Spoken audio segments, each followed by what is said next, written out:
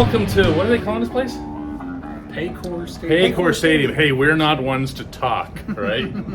I'm Dejan Kovacevic, he's Dale Lolley, he's Chris Halicke, and we just covered, what did we just cover? What was that? That would be a victory that one of us predicted. Oh, no, here we go. Here we go. Knew this had to come along. Okay, not only did he predict the victory, but he also predicted, and this was the words that were used in the headline, that the defense would be dominant. The defense was dominant.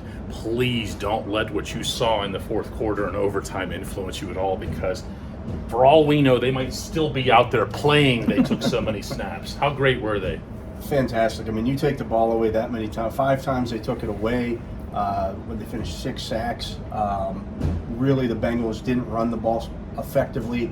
They had one run by Joe Mixon that was 30-plus yards. Other than that, he averaged less than 2 yards a carry. Just did a fantastic job.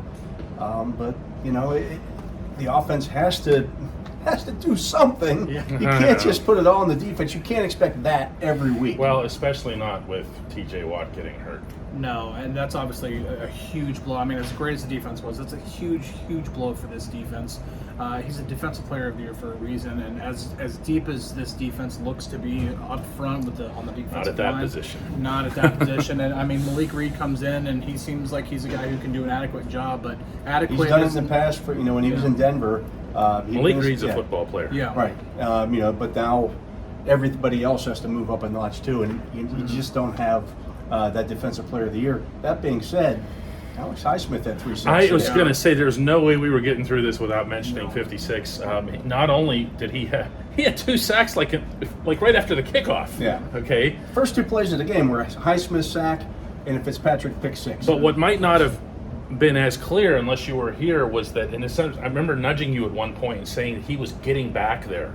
Yeah. He was finding a way, including just plain old bull rush. He is a stocky dude. He's not your wiry edge rusher type. No, he's Lamar Woodley type. Yeah. That's a good way of looking at it. But they still have to go get somebody, don't they? Yeah, they're going to have to, because again, we talk about Malik Reed and Alex Highsmith. It's just not the same as having a guy like TJ on the outside. You're not going to get anybody that's going to replace TJ Watt. Of course not. Malik Reed will be the first guy up, and he'll start probably the remainder of the season that you would expect, and I'm sure that they'll sign somebody to be that guy who's now a backup. They were able to go out and get Jameer Jones, right at the end of everything there after all the. He got on the field too. He played quite a bit. Mm-hmm. Everybody on defense played quite a bit in this one because they played so many snaps. They had to. Yeah. Okay, since Dale's insisting, let's just get into the offense here, because this was so bad. Yeah, outside of a couple of series in the first half where they were able to at least move the ball and they got into the end zone one time, it was just the inability to sustain drives, and that was a really, really just a big problem for the offense the entire time. Trubisky either was missing down the field or he was missing. Yeah, they just couldn't. The one thing I thought they did early that I thought we might see again was they came out and they started the game in no huddle. Mm-hmm. And then they didn't do it again. Why? And we had seen Trubisky in training camp practices, in preseason games, go out there and find a rhythm early. He's comfortable. He's okay with moving quickly. Absolutely. Yeah. I wonder if that was because they looked at it and said, okay, we've got a lead here. The defense got a 7. And we're just going to try to establish something here with the running game. It's just never happened. Speaking of the running game, we talk about TJ being out now. Najee looks like he's going to be out. He didn't look comfortable in the locker room, I'll put it that way. Yeah, he didn't. As I was watching him walk off the field after the handshakes and so forth, and he was walking okay, but you never know with those situations. That's adrenaline. And for them to rule him out, that was the thing, just like they ruled out TJ. And the official injury announcements right away was one thing. The guy that I have to bring up here, I was floored by him, and I shouldn't have been, because we should come to expect this from Minkah Fitzpatrick. Yeah, the caliber of the game that he played was superstar level. I don't think that's excessive. No. I really don't. I'm not even just talking about that, but I'm not talking just about the outcomes here. Trust me, he was killing people. Yeah, he was everywhere behind the plays, dirty stuff, AFC North stuff. This was an amazing show. But I mean, they don't go to overtime without him blocking the PAT. I mean, you talk about the pick six, you talk about the play that he made to force overtime, to not allow the Bengals to get that extra point, to force overtime. That's a huge play.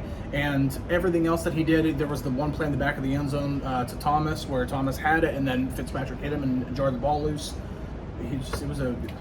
It may have been his best performance. He was a factor in the run game. He was a factor in the passing game. He was a factor on special teams. You can't do it much better than that. No, he's a special player. And this is a special episode of the show. This is the last time. You knew I was going to do this to you. For anybody who doesn't know, Dale is going to work for Steelers.com. You know where to find him. I just said the address. It's Steelers.com. He'll be there. He'll still be on Steelers Nation Radio doing his show, The Drive, with Matt Williamson. But he won't be with us. I won't be with you guys. This is the last time, the last ride. And that was one hell of a last ride, wasn't it?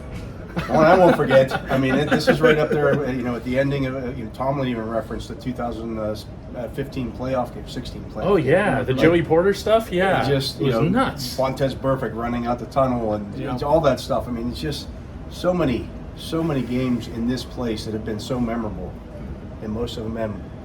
Oh, there it is. He's getting out of the way. He was purposely in the way of the Eskaloser, which I think I can still hear it humming off in the distance.